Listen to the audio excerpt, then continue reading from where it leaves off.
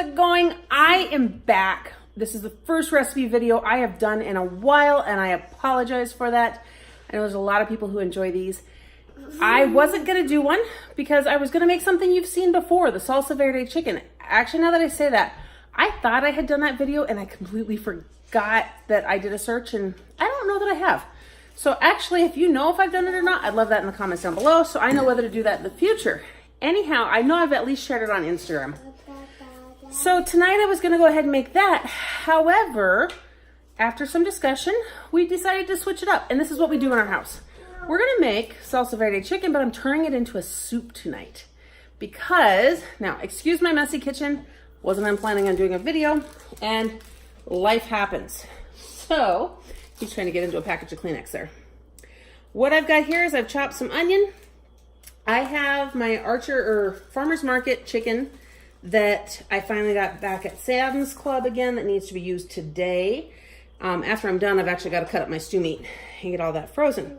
So what I'm going to do first is I'm going to saute this. I'm going to cut up my chicken, and then I'll show you everything else I add to make this into a Salsa Verde chicken soup.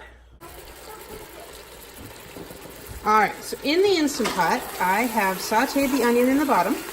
I cubed up, I have 7 chicken breasts cubed up in here because it needed to be used today. So it's a little more than I normally would have added. And what I'm going to do now is simply cook this lightly on the outside. It does not need to be cooked through because when this comes to pressure, it will fully cook that chicken. Once I am done getting a little bit of cook on the outside of all of this cubed chicken, I'm gonna come over here. I have 2 cups of organic brown rice that I'm going to add, along with 2 blocks of cream cheese. I will cube this up, basically you just cut it this way and then across. 2 of these 16-ounce jars of Salsa Verde, and I have 2 boxes of chicken stock. This is 4 cups each, that's 8 cups. Once I add that liquid along with everything else, I am going to come over here, spin this around here so we can see the measurements. I will then add water to bring this up somewhere between that 14 cup line and the maximum line. So it'll be right in there. I'll see how close the chicken stock gets it and how much liquid. I will show you guys that in just a second, how full I actually make this before I start it and what I set it at. All right, so as you can see from this chicken, there's a lot of white in here. From where it's cooking, you still see some pink because it's not cooked all the way through. That is okay. This is exactly what we want. So don't stress it. Also really struggling to stir this at the moment without flinging it everywhere. So, yeah, don't stress it. I mean, you can push some of those pink pieces more to the bottom. They're gonna be fine. It will fully cook. Do not stress that. So now what I'm gonna do is I'm gonna add the 2 cups of rice. I have my cream cheese cubed up over here. I'm going to go ahead, I apparently forgot to cut that one lengthwise. Oh well. I'm going to put all this in. It's a little hard to do one-handed, so you won't see that here. I'm gonna pour in the Salsa Verde. I'm gonna top it off with the chicken stock, and then we'll see how much water is needed. Okay, so I dumped the rice in first, which you can no longer see. Then I put in the cubed cream cheese, followed by the Salsa Verde. This pot is fairly full already, but it is necessary to put in as much, if not all, of the chicken stock as possible, because for that rice alone, we need 2 cups worth, I'm sorry, for the 2 cups of rice, we need 4 cups worth of liquid. Now, let me turn this back around so we can see the measurements here. So 1 box already took us up to the 14 cup mark. Now I'm going to lift this slightly because you want to make sure that that liquid is getting to the bottom. If it doesn't, you will scorch to the bottom and this is not going to cook. So that's a little tip for you guys there. So we've added 1 box of stock. Now comes the other box. I do not think we are going to need to add any water to top this off because there was so much chicken and everything else in this. This is going to be a very filling meal.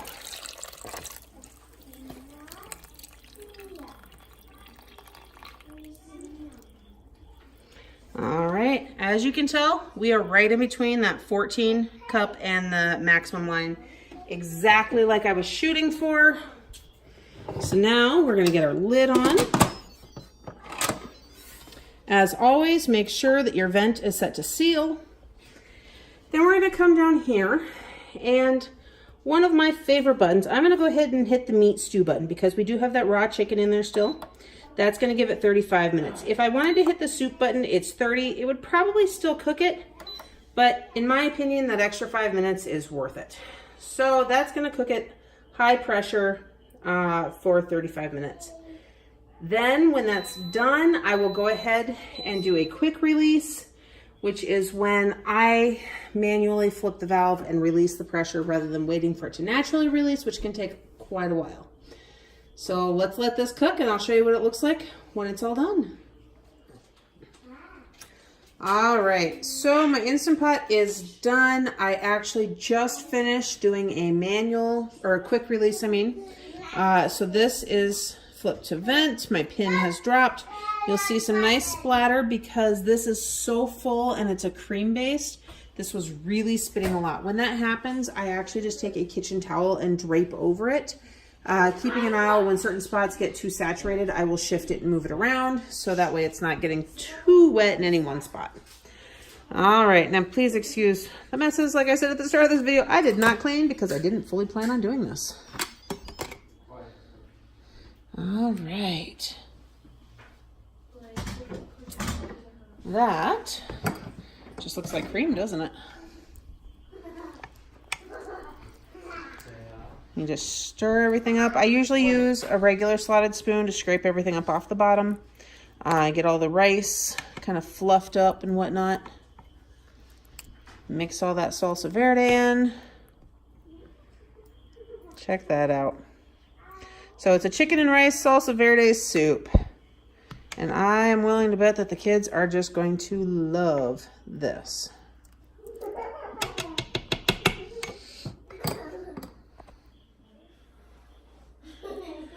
So I hope you guys have really enjoyed this recipe. If you try it, let me know. I would love to hear how it turns out for you.